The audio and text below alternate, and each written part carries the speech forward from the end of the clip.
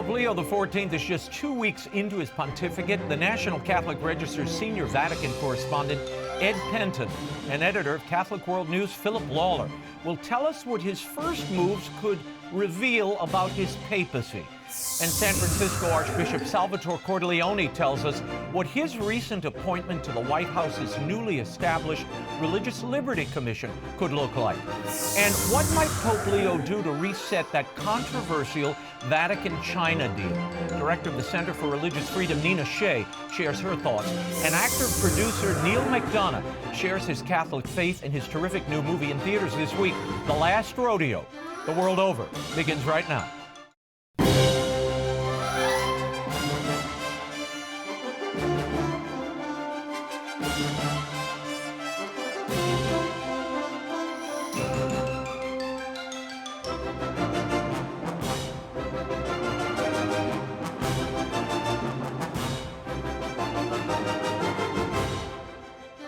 Now, Raymond Arroyo. A warm welcome to all of you joining us in the United States and the world over. An important show for you this week.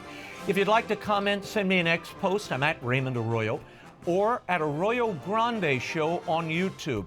It's been a month since the passing of Pope Francis, and the pontificate of Leo XIV continues to unfold. Here with analysis on the latest from Rome this week, I'm joined by senior Vatican correspondent for the National Catholic Register and co-founder of the College of Cardinals Report.com, Edward Pentin, and editor-in-chief of the Catholic World News, Philip Lawler. Thank you both for being here, gents. Exactly 2 weeks into this new pontificate, some significant appointments were announced, including Leo's first curial appointment. That's the Vatican bureaucracy.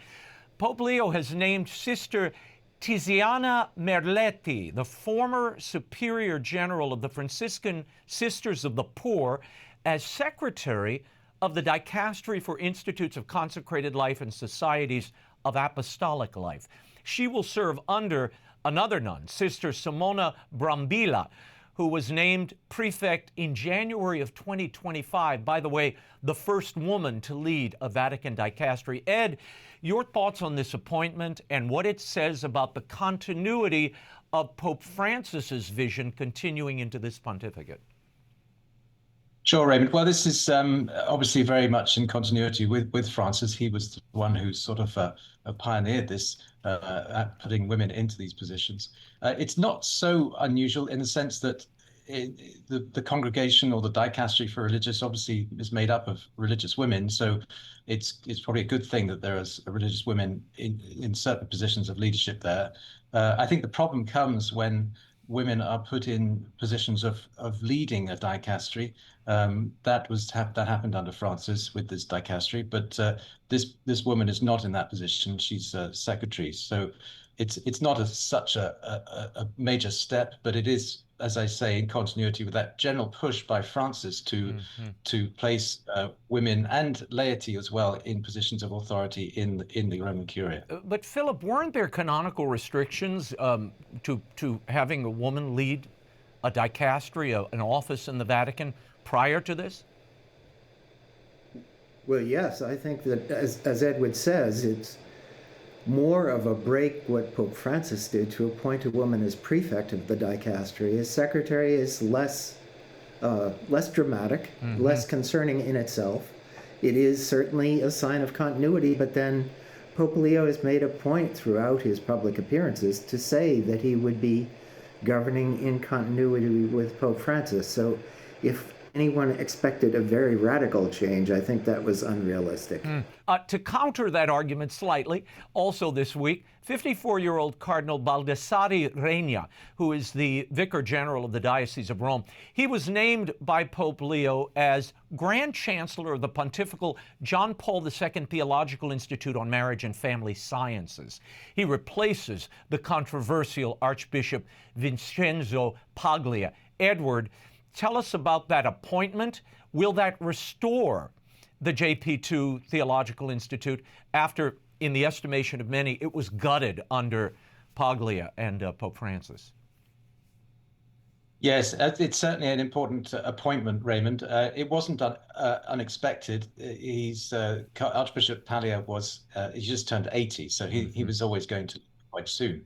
But the interesting point about this is that it's gone back to being the Vicar General of Rome, which is what it was up until 2016 when Pope Francis changed it as an exception to give it to Archbishop Pallier in order to introduce these very controversial and disruptive and destructive changes to the John Paul II Institute. So what this signifies is the urgency that obviously Pope Leo feels to make this appointment one of his first major appointments. Shows that he's keen to readdress this probably, but how much this new chancellor can change things is open to question. He does have a lot of authority as Grand Chancellor, but he doesn't have the authority that was there pre-2016, when the Pope also had direct control of the institute. So we'll see what happens there. But the key point is, I think, that whether Archbishop Pallier, who replaces him as head of the Pontifical Academy for Life, right? Because that is, I think, probably a more poignant and significant change that we're going to see probably in the next few weeks or months. Phil, another important appointment was announced this week, a replacement for former San Diego Bishop Cardinal Robert McElroy. Pope Leo has named auxiliary bishop in San Diego as the new bishop, Michael Pham, to replace McElroy.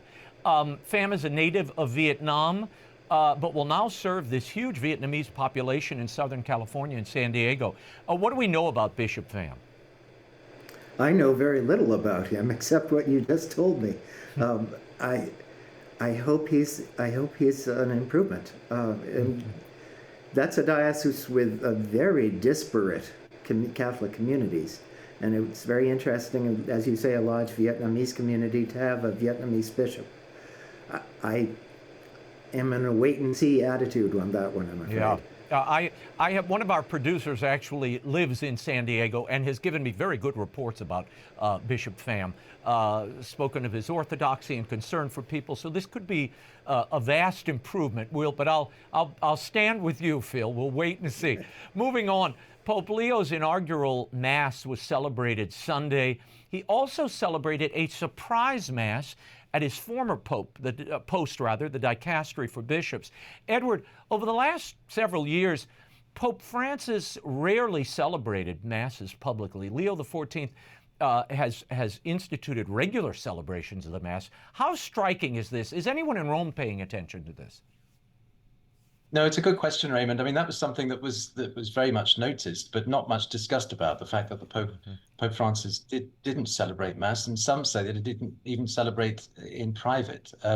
So it was really quite significant, and to see the Pope actually celebrating Mass, and sometimes in English, is, I think, a very much a refreshing change for many of the faithful. So yes, it is interesting. Nobody knows quite why Pope Francis stopped. I mean, a lot of it was to do with health, of course, but even, there was no real celebration either. Often, yeah. It was he left it to others to do altogether. Yeah, so, he would preside and read the homilies, but not really celebrate the Mass. Phil, I know you wanted to weigh in on this. What does this mark? And I have to say, it is amazing listening to a Pope open his Wednesday audience in perfect English. It is, and it's fun. And of course, it's also refreshing and encouraging that it's one of several languages that he can use fluently. Regarding the celebration of Mass, I couldn't help but notice that this week the Vatican announced that Pope Leo will be celebrating Mass in public in St. Peter's or the Lateran Basilica every Sunday in June. And it struck me because for 3 years now, Pope Francis had never been the principal celebrant at a Mass in public, and I couldn't understand why more people weren't as astonished by that as I was. Surely at the end of his life we understood the health problems, but for several years there he was able to make public trips, foreign travel, preside at synods, have public audiences, but he couldn't celebrate Mass. The ordering of priorities there is very curious to someone looking at the Catholic Church. Yeah, well, it is beautiful to see, a Pope fully engaged and sort of flying his papal flag regularly. And as you said, we have regularly scheduled masses, which we haven't seen in a while. As we reported last week, U.S. Vice President J.D. Vance and Secretary of State Marco Rubio, along with their families, led the U.S. delegation attending Pope Leo's inaugural Mass last Sunday. And on Monday, they both were received in an audience with the Pope. This is the first formal meeting between U.S. officials and Pope Leo. Philip, there seems to be a sense that the Vatican may be setting itself up to play a role in diplomacy between Ukraine and Russia, and perhaps even negotiate or hosted that negotiation. How likely is it, do you think? Oh, I think it's a very real possibility. It's been brooded about by enough people coming from enough different angles so that it seems to me realistic. You probably saw this week that Prime Minister Meloni of Italy weighed in saying that her government would cooperate, and that suggests to me that she's trying to get aboard a moving train. And it would be a great thing to see at the beginning of a pontificate, something that significant on the international stage. Yeah, I'll say. In other diplomatic news, on May 19th, Cardinal Secretary of State Pietro Parolin accepted an award by the Path to Peace Foundation at a ceremony in New York City. He accepted on behalf of the Vatican Secretariat of State, which he said, quote, works tirelessly for the Pope to promote justice in our world. Ed, given the Vatican's and Cardinal Parolin's record on China and the recent deal with the CCP on the appointment of bishops, might it be a tall order to say the Vatican works tirelessly for justice in our world? Well, I mean, it is a pity for Cardinal Parolin that he's had this bad publicity over the China deal, and you know, it's been criticized, obviously with merit, many feel, for some time. But before that, he was considered very much an able diplomat and did a lot.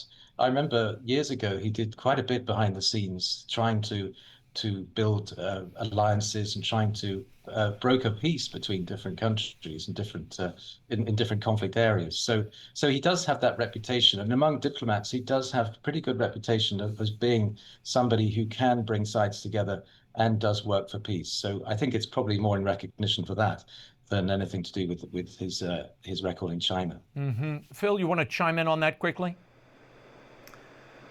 Well, I think Cardinal Parolin is an effective diplomat. He was working for a pope who wanted to deal with China. And if you really want to deal with China, that gives China the bargaining advantage. I think they had the leverage throughout in the negotiations over this secret deal.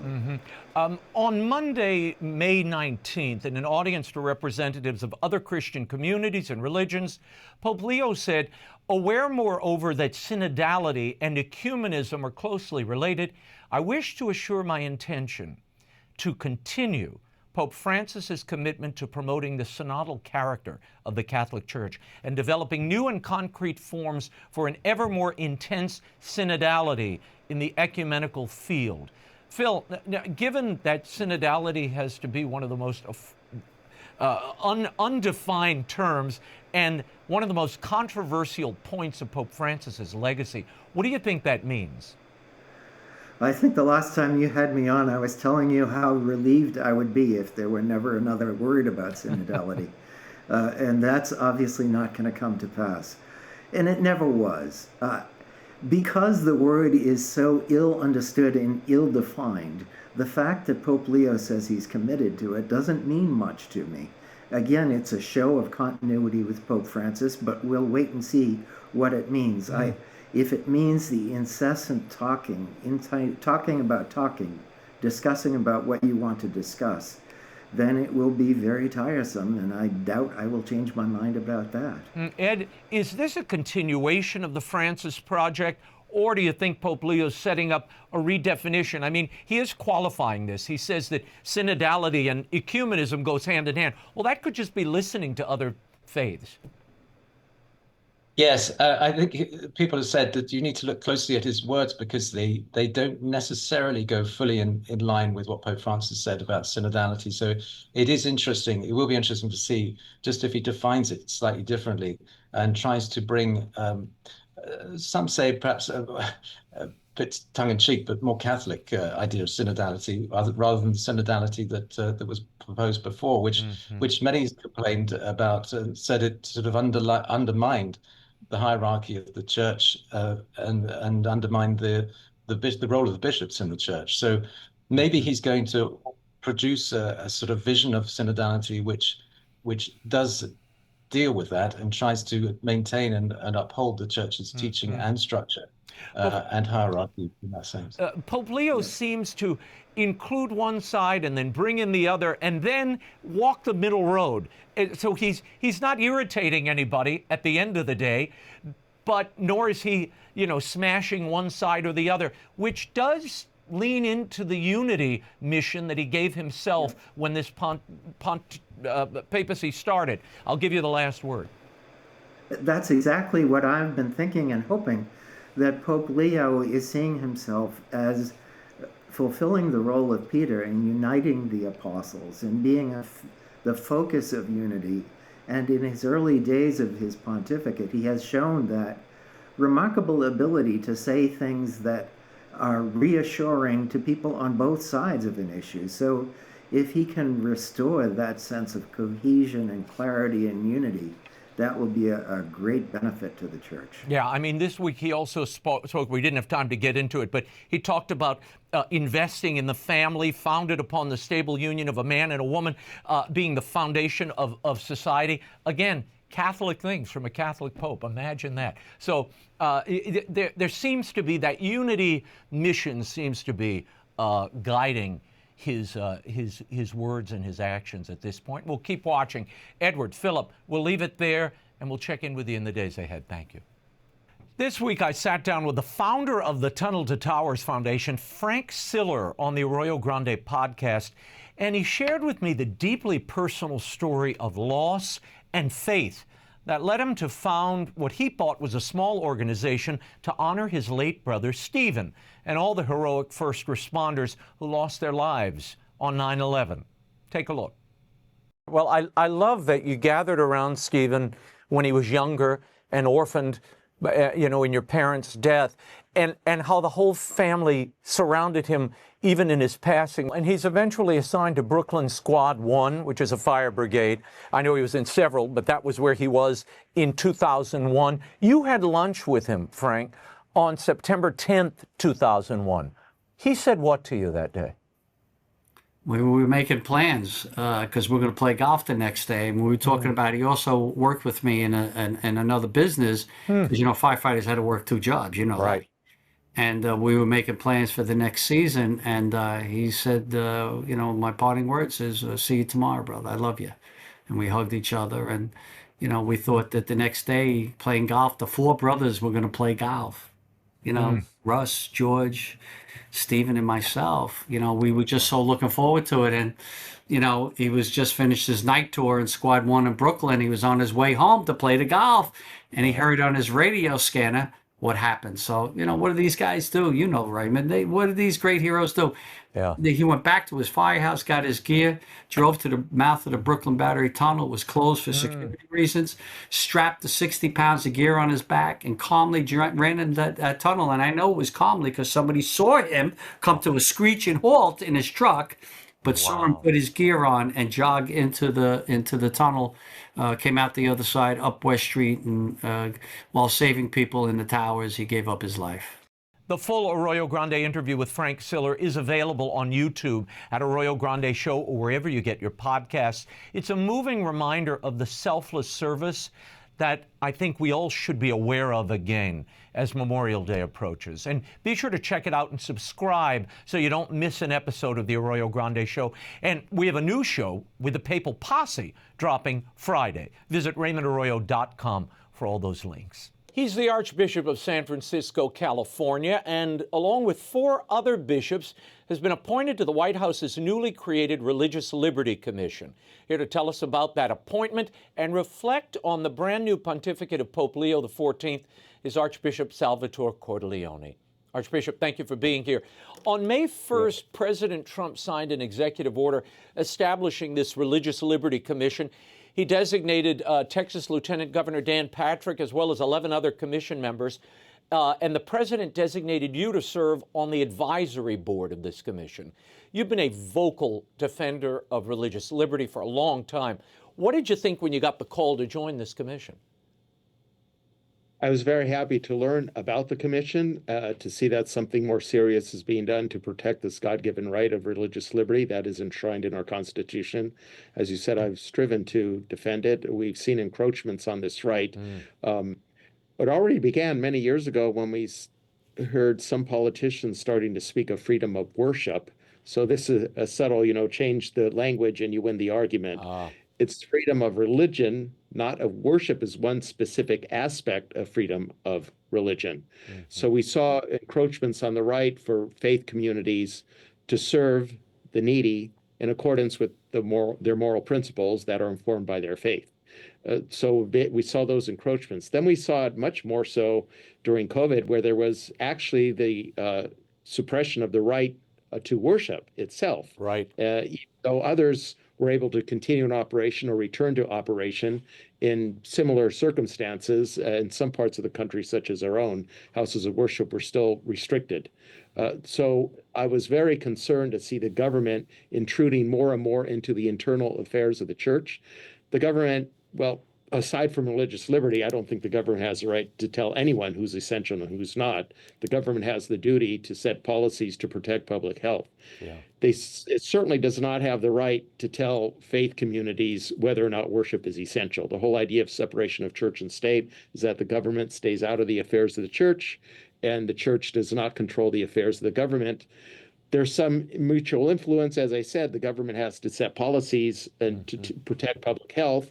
We do that when we build buildings, right? For safety, we build them to code. Right. When we build churches, but the church has the duty to form the public moral conscience and give some guidance on moral principles for the government in forming policy.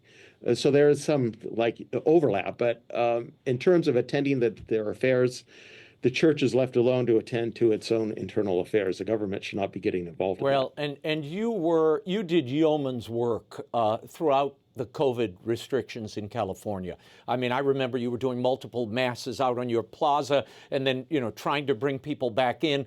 It was an incredible witness that I think you established. So I'm thrilled when I saw your name on this commission. I thought, if anybody's earned the right to be there, it's Archbishop Cordileone. In addition, Cardinal Dolan, Bishop Barron, Bishop Paprocki, Bishop Kevin Rhodes were also named to this advisory board. Does the president's decision to include so many members of the Catholic hierarchy mean anything to you? And have they told you about the scope of this commission? The committee itself they're still, I think, in figuring out as they go along. Sort of, they know they need advice from religious leaders. So there are 3 advisory committees, one of which is religious leaders. They know they need advice from religious leaders.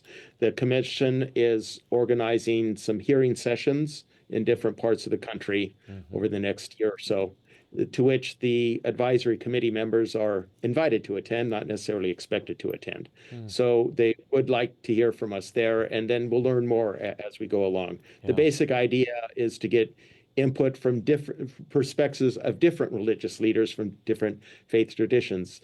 President Trump does seem to favor Catholics in his cabinet, and so I think he has respect for the church. And as long as we maintain our integrity, I think we will be doing well. Well, I think you'll do that. You've expressed opposition, Archbishop, to any possible insurance coverage mandates for in vitro fertilization, which, of course, the church opposes. Do you hope to influence the current administration's stance on IVF? Perhaps strive for a religious exemption, which the president, before the election, in an interview with me, said he was open to. I certainly would push for that. In fact, I would advise for ample conscience protection. So not just church institutions, but individuals who have a conscientious objection to that should not be forced to include it in their insurance coverage. So I think this would be, as bad as it would be in any form, this would be something at least livable if there is ample conscience protection and religious freedom exemptions to it for institutions and individuals as well. Yeah. The U.S. Department of Justice is currently investigating the Washington state law that seeks to force priests to violate the seal of confession if they learn about child abuse during the sacrament of reconciliation. Your thoughts, Archbishop, on this new law? Isn't this an obvious infringement by the government on religious liberty, and in this case, church doctrine and practice? Very clearly, it is the government getting involved in the affairs of the church. So this is very worrisome. This is what is happening in China, right? And it's happened in so many different forms in different parts of the world, going back to Europe, with Gallicanism and all those forms of state control of the church. It's happening in China. Now it's beginning to happen here in the United States. This is the government getting involved in the internal affairs of the church. Yeah, no, it's an egregious law that needs re-examination, and I guess they're just going to have to litigate it and see what happens. Archbishop, yes. There's another story. The Supreme Court this week split 4-4, ruling on whether in Oklahoma the Archdiocese wanted to open religious charter schools and have public funds go to those schools. The Supreme Court decided they were locked in 4-4, so it defaults to a lower court decision which found that would violate the Establishment Clause. Your take on that? The government is not to favor any particular religion, but our founders, as we know, favored robust protections of religious liberty because religion inculcates a sense of virtue, which is necessary for democracy to work. So a religious school per se, I think the government has a duty to support all schools that are providing education to children and young people, not to religious schools, not to support those areas that are specific to their religion. So resources for instruction in the other subjects, for special education, these sorts of things. Right. But the resources for the religious instruction, no. I think that distinction needs to be made. Yeah, they could carve that out and have the charter school, and have the public funding fund the rest of the school day and leave the religious practice aside. For example, there's the practice of, an hour for religious instruction, right? And even in public schools, there's an hour carve out, and not everyone has to take religious instruction. They could do a course in humanities or something else. Yeah, but for some inexplicable reason, Justice Amy Coney Barrett decided to exempt herself. She recused herself from that case, which makes no sense to me. Then every Catholic would have to recuse themselves, I guess, which would be more than half the court. Pope Leo XIV was elected at the top of the month, Archbishop.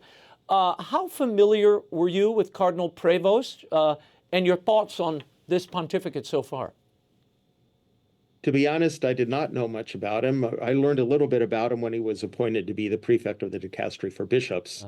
But I had never met him. I had never spoke to people who knew him. So I'm learning more and more after his election as Pope, and the more and more I learn, the more and more I'm impressed and encouraged.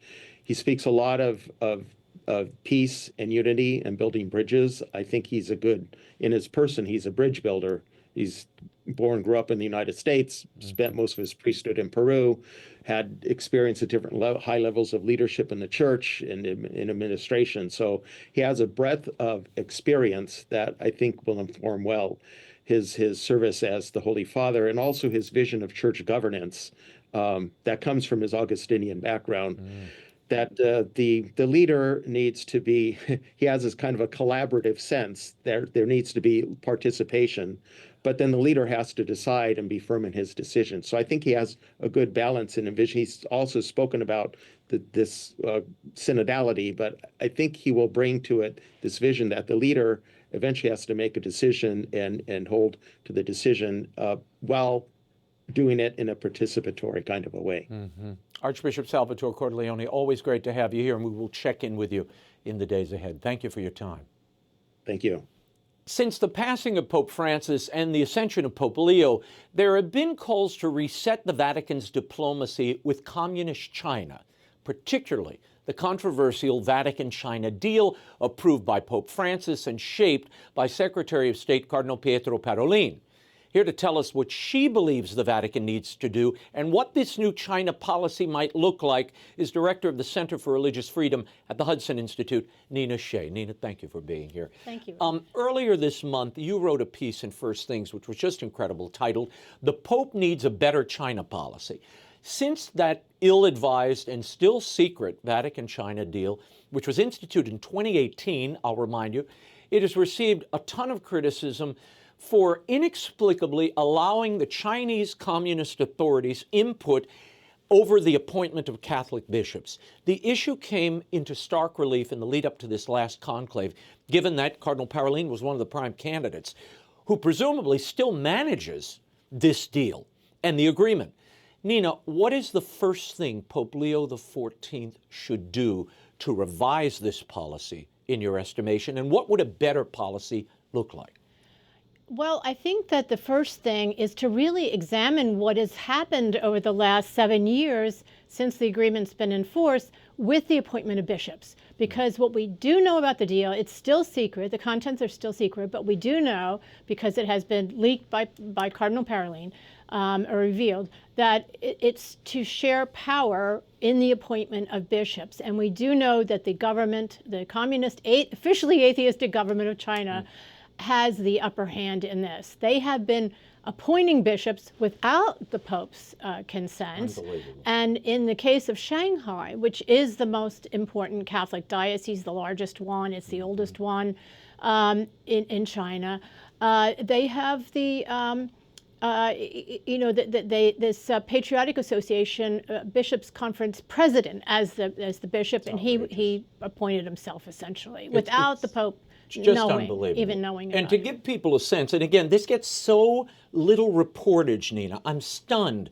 And I think it's part of the Vatican doesn't want to talk about it. The bishops don't want to talk about it. Nobody wants to talk about these suffering people in China.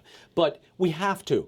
You write at least 10 Chinese Catholic bishops are currently in indefinite detention or otherwise restricted in their ministries for opposing the government control over the church. There are also bishops who have died in the past 7 years, and those sees are just vacant. The Vatican and China have only replaced about a dozen of them, and there are, I think, something like 30 bishoprics open, empty. Yeah. What is the latest on the detention of these bishops? And is the Vatican at all involved in trying to gain their release? Well, no, the answer is no. The Vatican is silent on this, and it's worse than silence. They covered it up, and I really want to emphasize this, because when Cardinal Parolin was asked at a press conference in 2020 about persecution of the church, he frankly denied that there was persecution. He said there's only regulation. And he constantly talks about being united, the church, the episcopacy in China is now united. Well, not really, because they don't have a sharing of the mind, because the communists are replacing with their people the papally appointed bishops, who are 10 of whom are, most of them, 9 or so, are in prison. Without indefinite detention, without due process. No due process at all. No due process. They're just rounded up. They're arrested, taken away, and they're in isolation. We don't know where they are. Here's the most insidious thing. I mean, something you said I have to pick up on. Parolin may be right. They are all united because they're all Xi apparatchiks. They're all communist officials who have just been overnight, with a wave of Xi's wand, made Catholic bishops. And then the Vatican goes in and approves these things. That's what's so heartbreaking, Nina.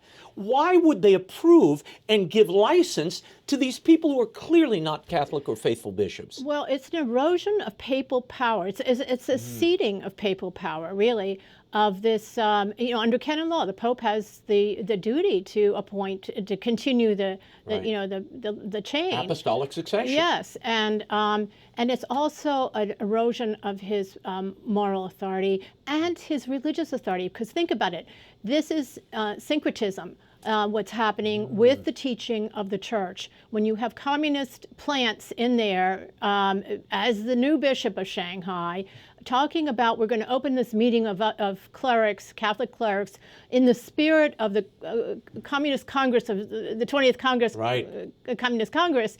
It's not. And they're quoting Xi. They're quoting Xi Jinping as the president of China in their sermons. They have to. That's what they're told to do now.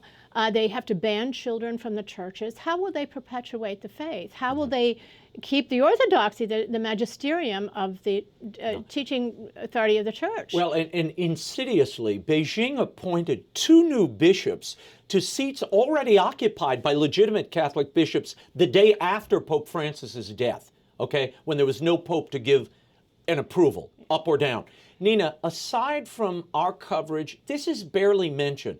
How do you think Pope Leo should react to these 2 bishop appointments? Well, I don't think he should approve them. I think he should say that we have bishops there in these dioceses. You've bypassed them. They are in detention. Bishop Zhang in Xinjiang diocese in Henan, he was taken away and hasn't been seen since 2021. He had cancer surgery when he was recuperating from that when they took him. He is still alive. He's still the bishop there. And then in Shanghai, the same thing was the other appointment was for Shanghai. There are 2 bishops now who are living and who have been papally approved, who served with the government's permission briefly. In one case, it was less than a day. The other, but he was a member of the Patriotic Association.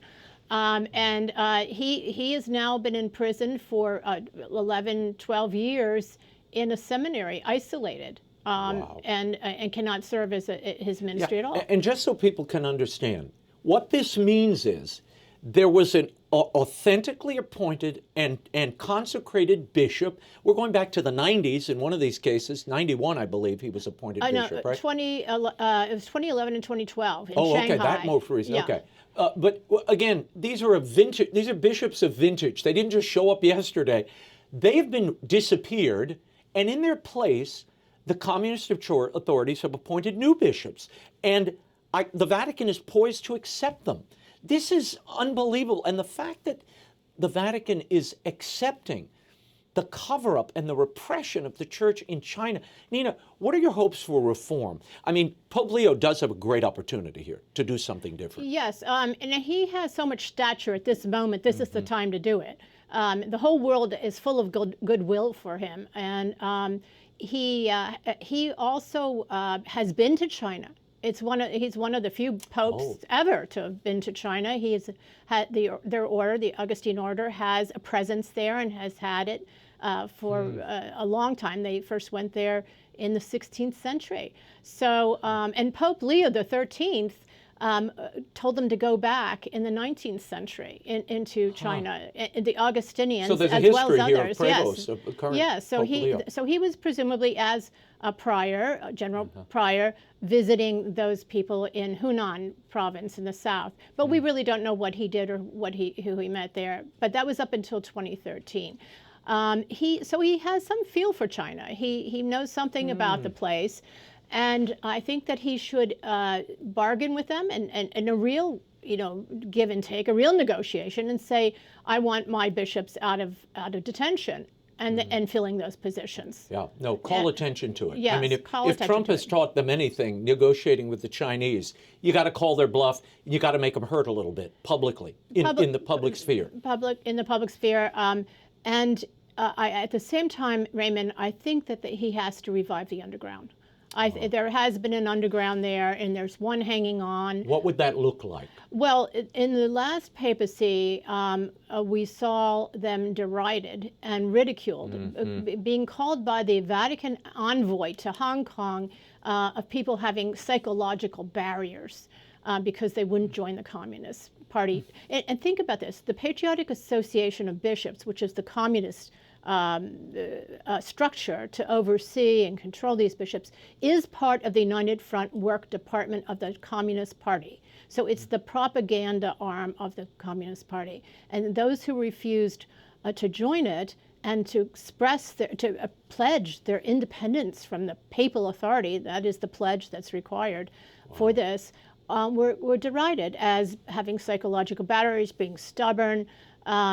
And another thing that's often said is just people who feel bad that we should honor those who had suffered in the past so much. It's still going on. The suffering is happening today. This is a human rights issue. And it's also, it's a human rights crisis when you think about it.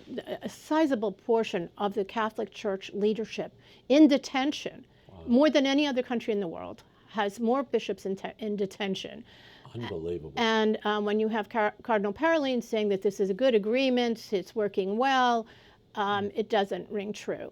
It's unbelievable. The more I read about it, the more I learn about it, the more I hear from people suffering under it, the angrier and more upset I get. I have to tell you, Nina, which is partially why I wanted you to come and explain to the audience. But Hong Kong authorities have proposed the creation of a mechanism that would allow mainland China to exercise jurisdiction over national security cases based on a clause in the national security law imposed by Beijing. The move would open the door to pursuing complex cases across the border. It's believed that Jimmy Lai's case would fall under this complex case rule. What do you know of this situation, and what's the latest with Jimmy Lai's trial? His son, Sebastian's going to be joining us next week. Yeah, he's still on trial after a year and a half, and it's not expected to wrap up until the fall. Maybe his son has more information, but that's what I know. This law was presented by the local Hong Kong government to the legislature, which the Legislative Council, which rubber stamps the government's proposals now. That's the custom. So this will probably go through. This will go through. Make no, have no doubt. This will go through. And this means that Jimmy Lai and people like him will be before a kangaroo court and will be sentenced to maximum penalty. They will show no mercy because that's their motto. And he might end up in a prison for the rest of his life, disappeared like these bishops. Right. Bishop Sue, since 1997 has been, and he was the one they were referring to. 1997, Bishop James Sue. Unbelievable. He hasn't been seen since he was taken away by the Chinese government in 1997 and put in a prison without a trial. It's outrageous. Well, we have to keep the attention of the world on all this. Nina Shea, I'm so glad you do. Nina Shea, thank you for being here. We will leave it there. You can find Nina's reporting on the persecution of Christians worldwide by visiting hudson.org. He's an actor, producer, and screenwriter, best known for his iconic films and TV roles in Steven Spielberg's Minority Report, Band of Brothers, and so many other projects, Yellowstone, Tulsa King. He's also a devout Catholic husband and father of 5. His latest film, which he co-wrote and co-produced with his wife, is The Last Rodeo from Angel Studios. It opens in theaters on Friday, May 23rd. Here to tell us about it, please welcome Neal McDonough to the show. Neal, thanks for taking the time. I know you're on set this week. I know you're doing Tulsa King with my pal Sly, so we're going to make this quick because I don't want to upset him. Let's talk about The Last Rodeo, Neal. Well, if there's one thing I know about Sly, if it's talking about the great Catholic Church, he would tell me, take my time and enjoy the moment. Okay, well, I'm going to hold him to that then. Let's talk about The Last Rodeo. You wrote this script, and in the movie, you play this down and out rodeo star who really makes a major decision to return to the sport. Tell me where this story came from, Neal. Well, it's funny. When I'm not around Reve and the kids, I was doing a film called The Warrant, Breaker's Law, and we're filming in Arizona that Reve and I were producing the film, but she was home with the kids. And whenever I'm away from Reve, I just get melancholy and sad, and I don't like being on location. I just don't. I consider it kind of a prison sentence. But this one day in particular, I was driving home and I got gut punched with this thought that what would ever happen to me if something happened to Reve? And I pulled over to the side of the road, just kind of buckled, and then this other thought entered my head that I know is a gift from him. And it was, write a movie about Rocky on a Bull where you have to go save your grandson because he's dying from the same brain tumor that your wife died from.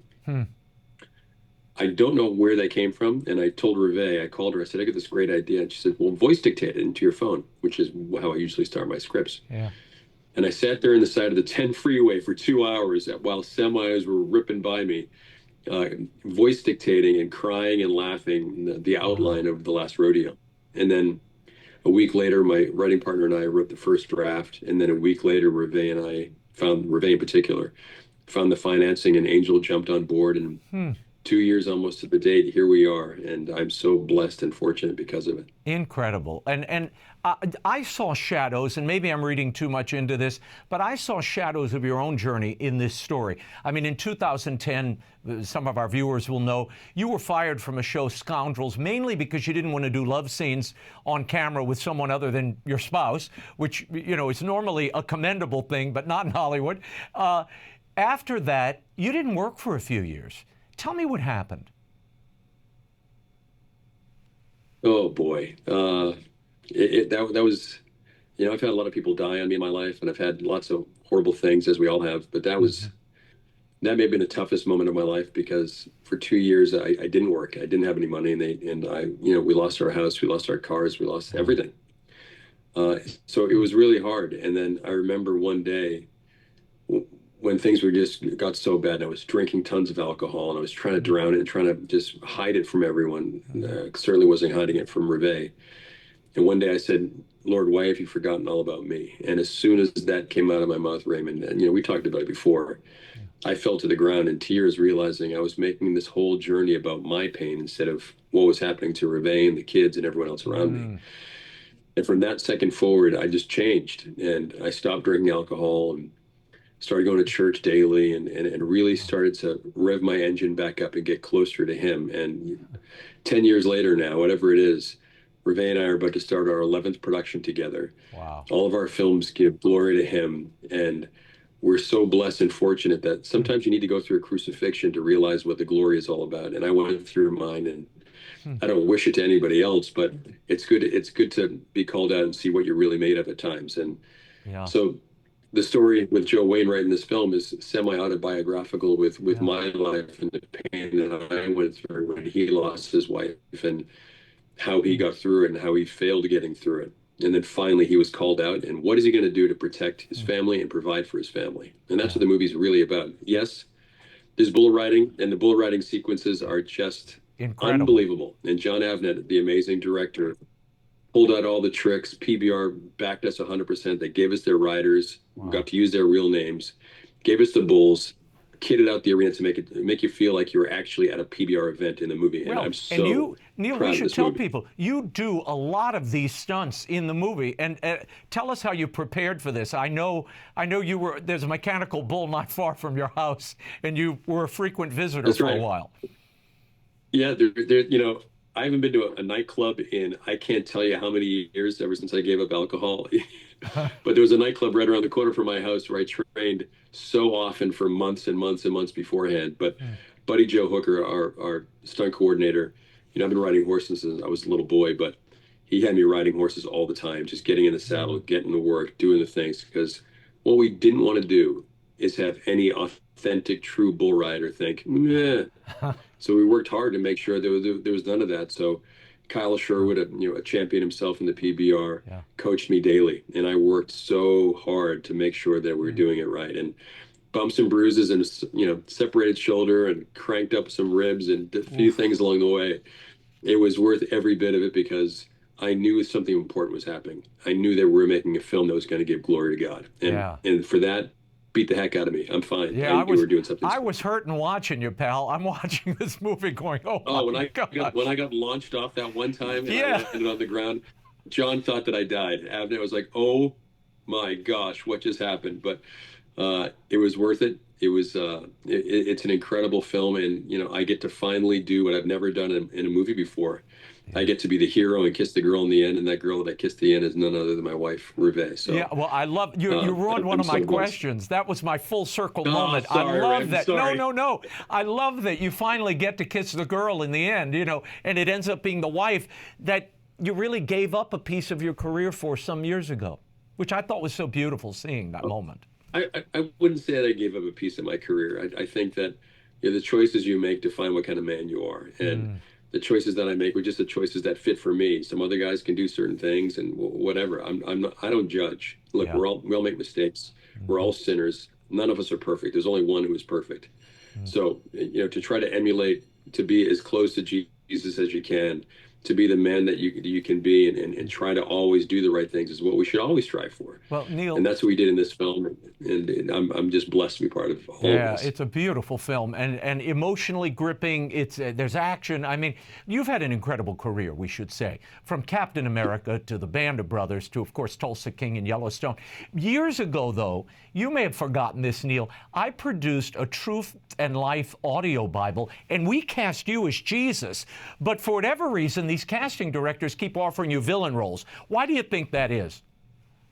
Well, I won't kiss another woman on screen. So that leaves two things, Raymond. I can either be the villain or I can be a soldier in the middle of a war with no women around. So I'm always searching for those things. But thank goodness for Angel Studios and taking a shot on me with, The Shift did very well. Yeah, that's right. And then Homestead started seeing me going into the good guy range. And then they had faith in me for this, and investors all had faith in me because they knew who I really was and what I was striving for. And to finally get to play the hero is something that I've always wanted. I always wanted to be John Wayne in the Cowboys. I always wanted to be those types of guys, and I finally get to play that character who's really as close to me as possible. But back to the audio tape of playing Jesus. That was my first job back after everything had happened. Wow. And I can't tell you know that. what an amazing gift that was, because it was without question the hardest thing I've ever done. For months and months and months, we'd be in the booth, and I remember the person who was running the director on the show, every once in a while we'd just stop because we felt it. And we knew that Jesus was in the room when we were doing it. It was just so emotional. And the carpet that I stood on for those 3 or 4 months when I was doing it, I had that carpet at home, and I step on it all the time to kind of ground myself and make me realize, okay, what is my job?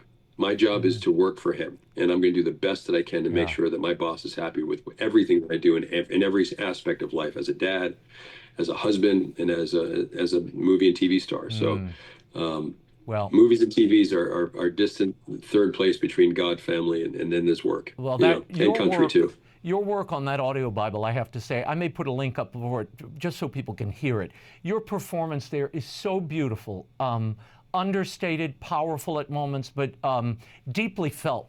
We were all blown away. I remember when I first heard it, and I thought, oh my gosh, it was just incredible. And then they have the Pope bless it and say, we can use this as a tool to spread Catholicism throughout the world. I was like, Pope are you Benedict. kidding me? It was just special. It was one of my favorite things I've ever done. I love that. Well, The Last Rodeo is also, it fits you like a glove. It hits theaters on May 23rd, Memorial Day, co-produced by you and your wife. You play, as you mentioned, Joe Wainwright, who's an aging champion bull rider who's been widowed, and he's facing a whole new set of family crises. Here's a taste of The Last Rodeo. Cody needs surgery. I can't afford it. I have no money. How you feeling? I told you I've got this. I want to ride like the wind for my grandson. Can't stop me now. Not getting hurt. Lace on my crown. Take my victory. I can't keep blaming you. I just gotta let go and move forward. Joe Wainwright, 3-time world champ, rides again for Cody. That's a genuine, true legend right there.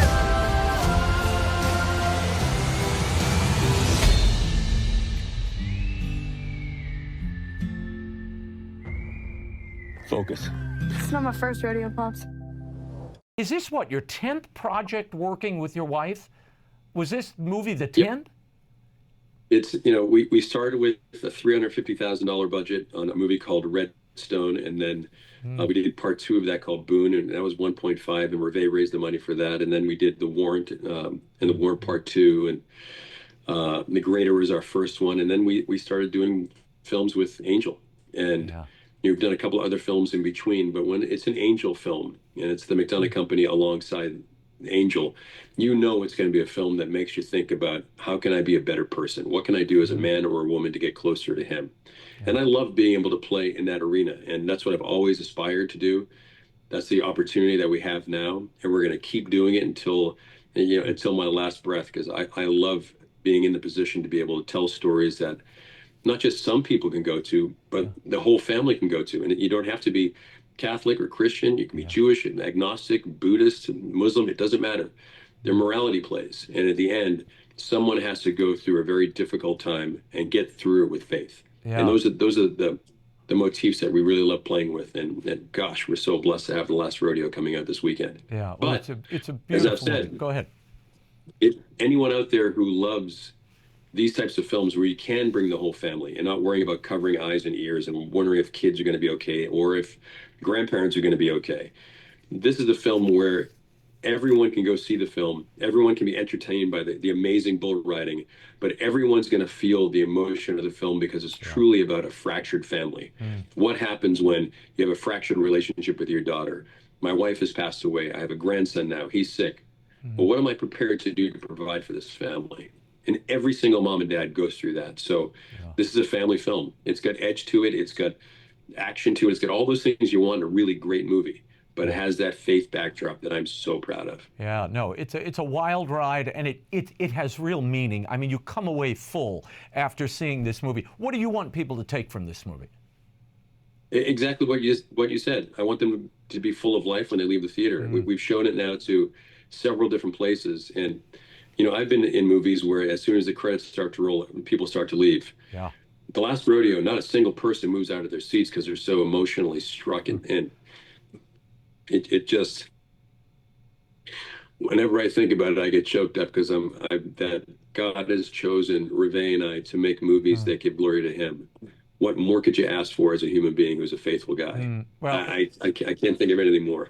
Neal, I've been a long-time fan of your work, but I am equally a fan of the way you've conducted yourself as an actor and as a Catholic actor. And I think, and I hope, all of the viewers and listeners of this show will go see The Last Rodeo. It's an incredible movie, and the entire family can go see it, and you'll come away with something so much more than I think is being offered to us, at the Cineplex and on the streamers. The Last Rodeo, starring Neal McDonough, hits theaters Friday, May 23rd. Visit angel.com/Last Rodeo. They have the theater times, showtimes, tickets in your area. Neal, thank you for being here. We'll catch up with you again soon, I hope. Oh, bless you, Raymond. Thank you. And everyone, if you love these types of films, you got to support it and tell Hollywood, enough with the darker stuff. Let's go make films again that the whole family can go and enjoy together. So buy one ticket, buy 10 tickets, buy a whole theater if you can. Whatever you've got, support this film, and it'll cause so much in Hollywood that they'll have to realize, okay, these films do make money, they're commercially successful, and they're really good at the same time. So thank you, Raymond. And if you've seen what this poor man went through to bring you this movie, just physically, it's worth the price of admission, I promise. Neal, thank you for being here. We'll talk to you soon. You're awesome, Raymond. Thank you. God bless you. Thank you. Before we go tonight, America's oldest living Catholic bishop, the former Bishop of Corpus Christi, Texas, Rene Gracida, is in need of our prayers. At 102, Bishop Gracida is currently hospitalized. He's in critical condition, suffering from sepsis. He is a native of New Orleans. He served as a fighter pilot in World War II, and he's a tireless defender of the unborn and supporter of the traditional Latin Mass, and an old friend. Please remember Bishop Gracida in your prayers as he faces this crisis.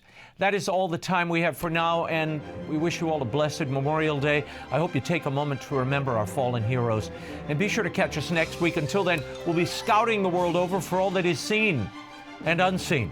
On behalf of the staff and crew of EWTN News, thank you for watching. I'm Raymond Arroyo. Bye now.